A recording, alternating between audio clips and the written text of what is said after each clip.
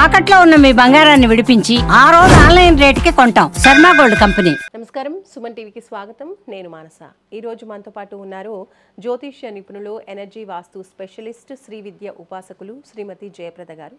వారితో మాట్లాడదాం. అమ్మ నమస్కారం. అమ్మ నమస్తే అమ్మ. శ్రీమాత్రే నమః.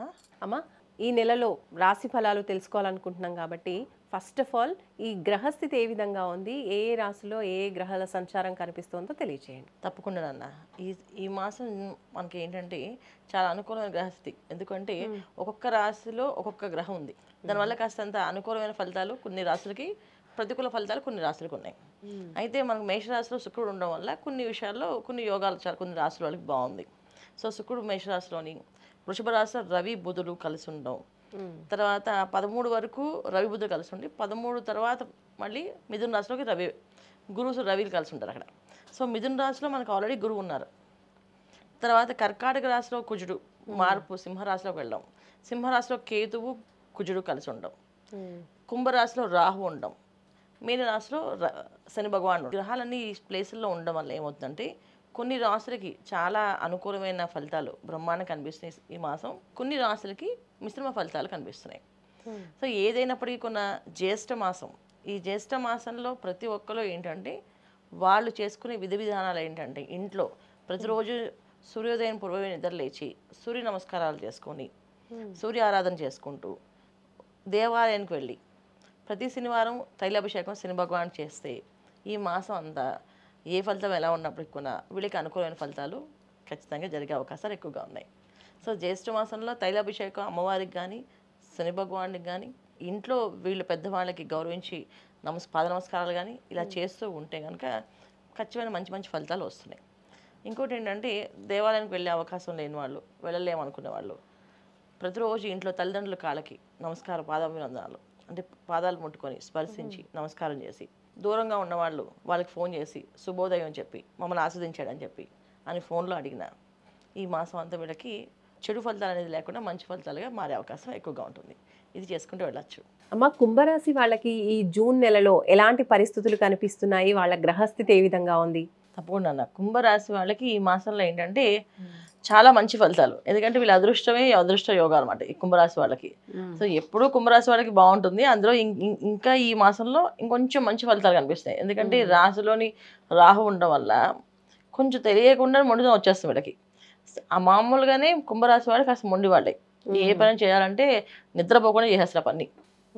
అసలు అయిపోవాలి ఆ పని, అప్పుడే అవ్వాలి అనుకునే తత్వం ఉన్నవాడు వీళ్ళు. అది ఇవి మొత్తం మకర రాశికి ఇది కాస్త ఏదైతే స్లోగా నడుస్తారో కుంభరాశి వాళ్ళు చాలా ఫాస్ట్ నడుస్తారు. రెండింటికి శని భగవాన్ అధిపతి అయినప్పటికీ కుంభరాశిలో ఉన్నది కొంచెం ఫాస్ట్గా వెళ్తారు. ఏ విషయమైనా ఎంతో అగ్రెసివ్గా చేయడం కానీ, అయిపోవాలని కానీ, అలా నిద్రపోకుండా పని చేయడం కానీ వీళ్ళకి అలవాటు. సో ఇందులో రాహు రావడం వల్ల ఇంకొంచెం ఫాస్ట్గా పనులు అవుతుంటాయి.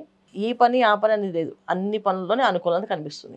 ముఖ్యంగా ఏంటంటే ఉద్యోగస్తులకి కొత్త ఉద్యోగాలు రావడం కానీ, ప్రమోషన్లు రావడం కానీ, వచ్చి వేరే ప్లేసెస్కి వెళ్ళడం కానీ, వేరే కంట్రీస్ కూడా వెళ్ళే అవకాశాలు కానీ, విదేశీ యోగాలు కానీ ఇవన్నీ కూడా కుంభరాశి వాళ్ళకి అనుకూలంగా ఉన్నాయి.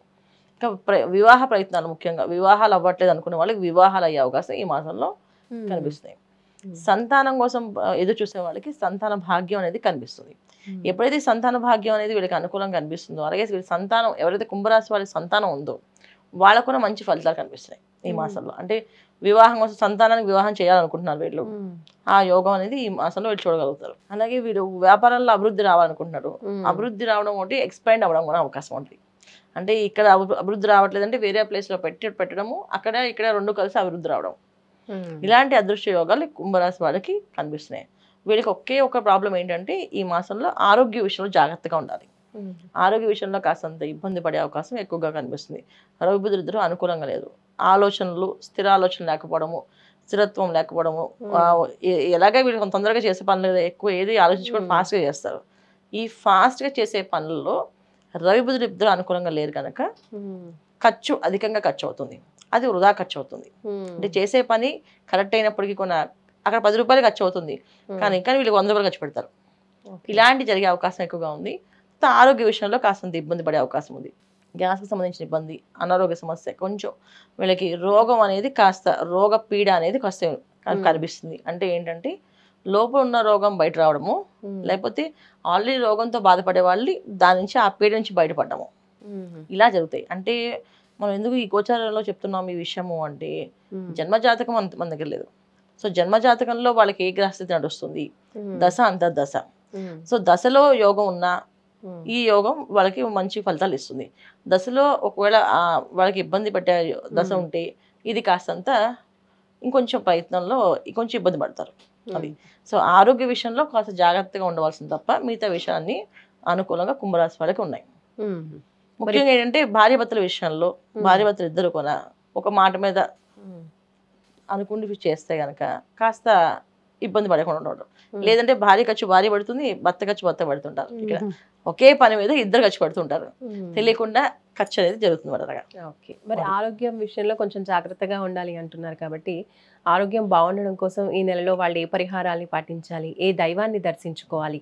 ఖచ్చితంగా వీళ్ళు ఆరోగ్యం కోసం అయితే సూర్యారాధన చేసుకోవడం, సూర్య నమస్కారాలు చేయడం, సూర్య ఆరాధన చేయడము, సూర్య నమస్కారాలు చేయడము, ఆదిత్య హృదయం చదవడము, రామరక్ష స్తోత్ర పారాయణ చేయడం. ఇంట్లో రామరక్ష స్తోత్ర పారాయణ చేయడం వల్ల ఏంటంటే ఇంట్లో శాంతి నిలయం అవుతుంది. ఎందుకంటే మానసిక ప్రశాంతత అనేది ప్రతి మనిషికి అవసరం.